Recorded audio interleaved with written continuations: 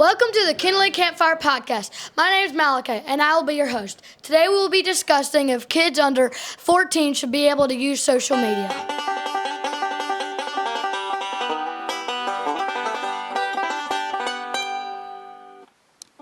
Joey, thank you so much for being here today at the Kindling School. We wanted you to come and be here to have a parent's point of view on social media. We know that you are a father of a couple of the kids here, Isabella and Lucy and them. So we want to hear a little bit about your family. It's a pleasure to be here, and I'll certainly do my best to answer any of the questions you have. First off, what do you consider social media? Like what media apps or websites? Okay. Well, I think the previous question was, you want to know a little bit about my family. I have Isabella, I have Lucy, and I also have Elijah. One's 14, one's 10, and one's 5. All right.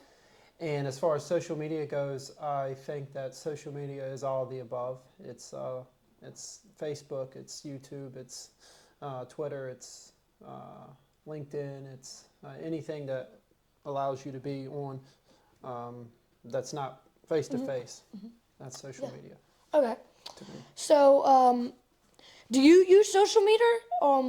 I do use it. I have had multiple different social media accounts, including Facebook. I'm not active on Facebook right now. I'm active on LinkedIn, primarily for the business, and some YouTube and things of that nature. Yeah. So. Okay. And then the main topic, do you feel that children under the age of 14 should be allowed to use social media? I personally do not believe that children under the age of 14 should be able to use social media for just unilaterally. I think that there should be some guards and some systems in place. If someone under 14 is using it, primarily left up to the parent themselves to make sure that their child is not using it inappropriately. Yeah. So do you feel social media is safe for teenagers of, any age or whatever, teenagers? Any teenagers. I don't think that social media, if you use it unwisely, is safe for anyone. If you're being inappropriate or you're not using it the way you should, teenagers, adults, whomever, I don't think that it's safe. But if you're using it in the right way, if you use checks and balances with it, then I think you can mitigate a lot of the issues that could take place on social media. Okay.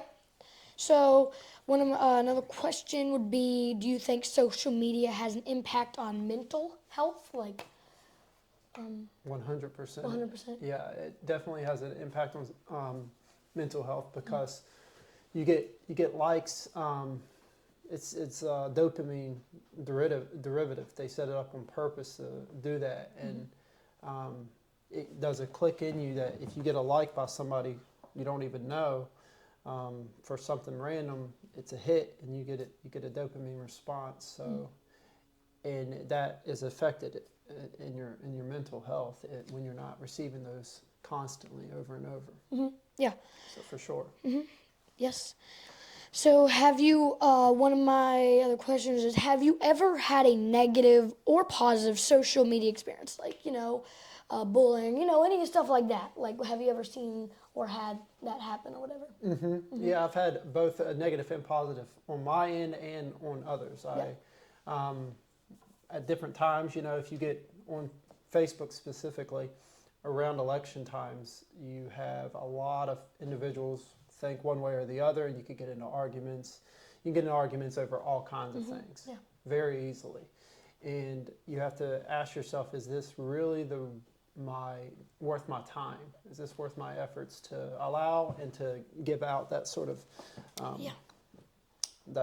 time to it? Yeah. So I've had both been. I think bullying takes place probably more when you're younger. Yeah. I think, but maybe at all ages. So I think it can take place, and it creates an environment where People may not be able to feel heard, or they don't. They can say things that they don't really aren't able to be backed up because they are saying it behind a screen. Right? If I say, you're ugly, face to face, you can say, no, I'm not, and then you can address it. But you can say the same thing on social media, but there's not a system where you're saying it man to man. You know what I'm saying? Yeah. So. I see what you're saying. Okay. Which you're not ugly, by the way. Yeah, thank you. And so one of my questions is, do the pros of social media outweigh the cons, or do the cons outweigh the pros? Like it, not like it, which one's like what? It's that's difficult to understand. When I was a child, I didn't grow up with social media as much, and so this is sort of a new time where we're trying to understand y'all as youth, and y'all grew up into social media. I think that it's impactful. I think that it could be used as a positive outlet under the right guys, under the right resource, but you have to be very careful. And because of lack of understanding to some degree from the older generations, including myself, we do not always, we're not always able to make sure that our thoughts are clear on it. Y'all as kids have grown up in it, so there's a different perspective than I have.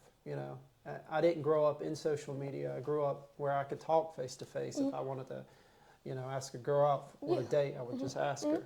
If I wanted to meet up with my friends, I would, at the most, I would send a text. So it's a little different. Yeah, absolutely.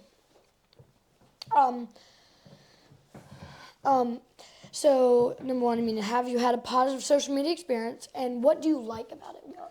Social media is excellent, specifically for us, for our business, Solid Rock Enterprises. And our businesses promote it that way. We promote it through LinkedIn, we promote it through YouTube, we promote it through our website, and social media helps guide that in. We get many phone calls that come in because specifically of social media. So I'd be remiss to say that if we didn't have social media, our income would be probably drastically less. It also allows, if you're Christians, it allows you to be able to get the word out and let people know that you are in fact a Christian, that you love them, and that you can, it says love your neighbor, love the Lord God with all your heart, soul, mind, and strength. So if you're using social media in the correct way and you're using it to promote your business, I think that it's fine. At the end of the day, whether you're using social media or not, you have to be able to look at yourself in the mirror every single day and say, am I doing this right? Yeah, absolutely. I would say yes. And then one of my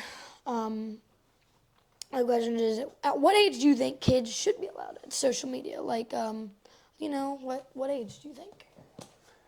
Again, I defer back to each individual parent. I'm a big believer in parents having the right to be able to decide for their children, and their children and families being able to work out an agreement that's right for them. And if there's abuse that takes place from the child's end, or there's something going on that I don't understand, that you might not have it at all.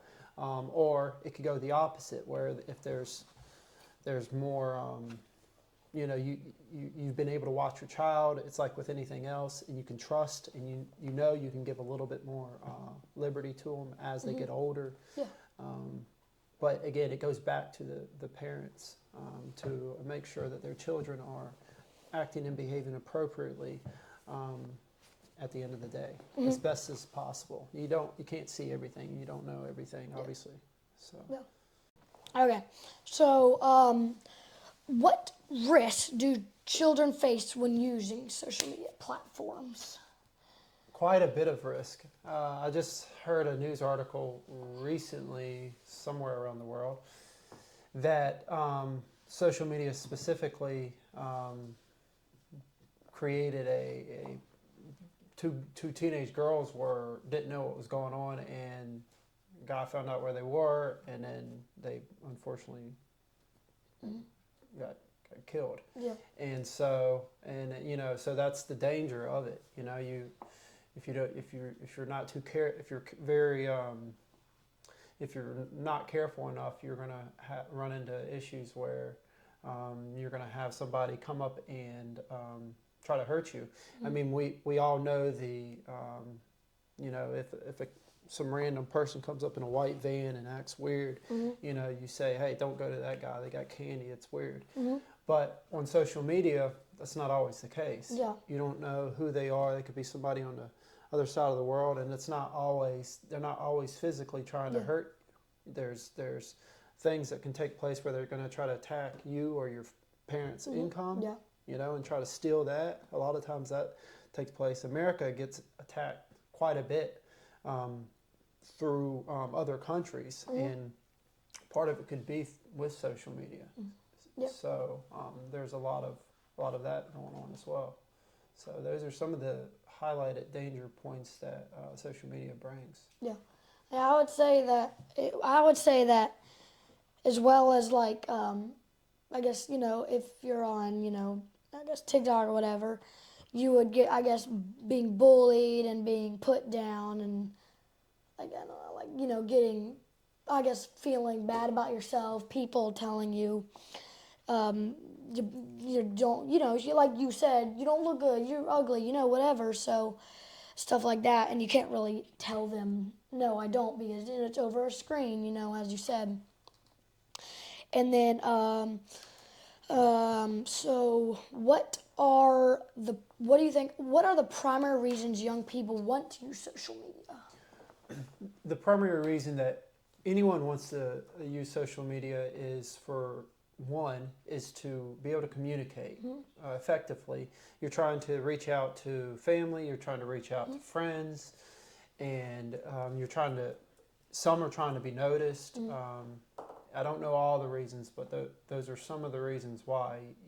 It's easier for us to be able to be spread out throughout the world now, and we can connect in a way through social media that we were in times past have never been able to do. Yeah. So it makes it a little easier for us to access parents, grandparents, friends, relatives in a way that we haven't been able to do that in a long time. And some of the society that we lived in long ago, we used to have our parents and our children and our grandparents and our community all living together in a home all together. Yeah. And since we've branched out, and we have family members living across the world, we sort of lost that connection for a little while. And I think the essence of what social media does that's highlighted that is good is it brings some of that back into individuals' life so that they can then communicate with distant relatives and others that they no longer had heard from. Yeah. I completely agree with you on that. And then I would say sometimes probably it can be at least a little addicting because and then a little addicting, and then I would say that it could be you could be able to express yourself, and you can do all that stuff like Isabel said, like you expressing, it's nice to be able to do that. And so I would say that is a couple of reasons, yes. How can social media impact mental health on younger users? I can tell you how it affected mental health for myself. The more I used it, the more often I did it, and the more I engaged in, the more it became like I'm going to click back on, and then sometimes you're doing it absent-mindedly. You sort of just as a default mechanism because you have nothing else to do. Let me get on Facebook. You just sort of scroll. You're not doing it to anything else, and it sort of takes the away. My wife looks at cooking and all kinds of stuff. I don't think that that's wrong. I think that it can play an effect though if you get too overly into it, especially with individuals who have addictive personalities as I have.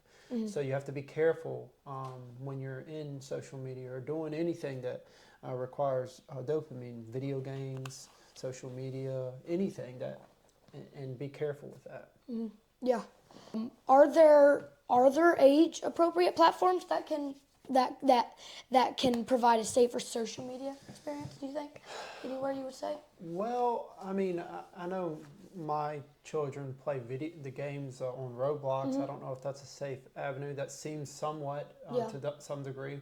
How we handle it in our house is my wife has a system of checks where she knows where they're at, and we have a VPN that allows us to not have hackers come in Yeah. and do things of that nature. And then we stress the importance of not giving out your information, right? You know, you don't know when you're on social media, you don't know if Johnny says they're Johnny or if they're, you know, someone else. Yeah. And they say that they're their age that they are, but they could be anybody. And so you have to be very conscientious of that. And I think to have children who are too young to be able to, they may not know that. And Yeah. you have to be extremely careful with that. So. Yeah.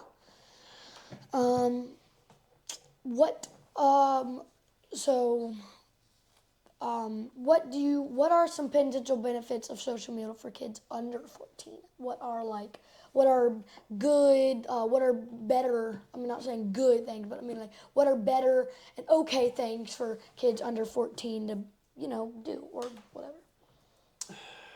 I don't know what things are good to do on social media. I think if you're with your parents, you can access the ability to know events that take place. I think it's an excellent tool when you're able to go towards, you know, hey, the community's having a such and such drive. Kids are welcome here. We're going to be having so and so. It's an awesome thing to be able to bring the community together. It also can bring some not so great individuals who might want to hurt. So there's a catch-22 there. Yeah. As far as the specific social media goes, I'm not sure. I think that there's everything you have is you have to, I believe, checks and balances, and under a certain age, I don't think that, personally, I don't believe that they should be using it because they don't know how. They're not able to. As far as social media goes, I think, you know, I've had LinkedIn, but that's an adult account. I'm not sure. You might be able to answer better what social media is better for a child. I don't know if YouTube might be something. Kids YouTube is a thing.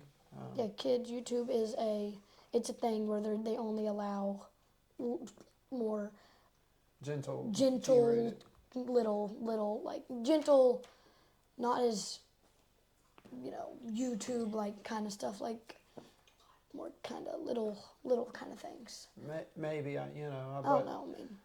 But I mean, you know, you always, children may have better insight onto that than I. Yeah. Yeah.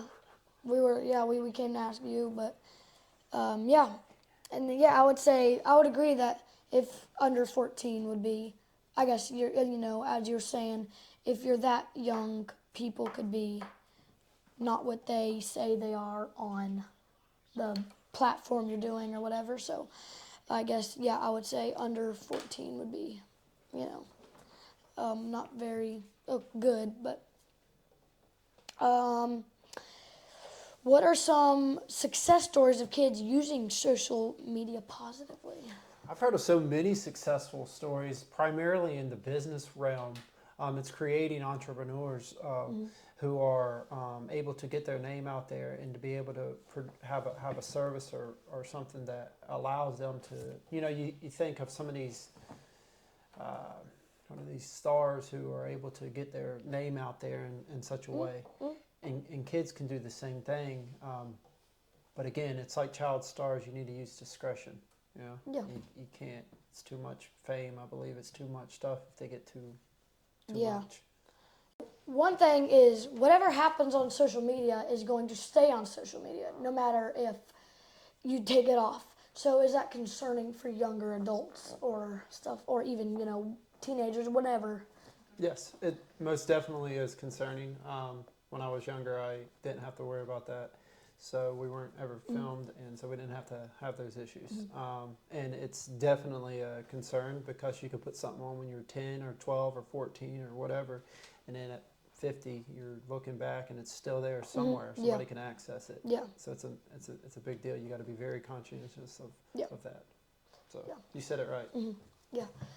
Well, thank you for coming over here to Kindling School and letting us interview it and getting your perspective on social media. But that is all the time we have today, and thank you very much for coming over. So You're welcome.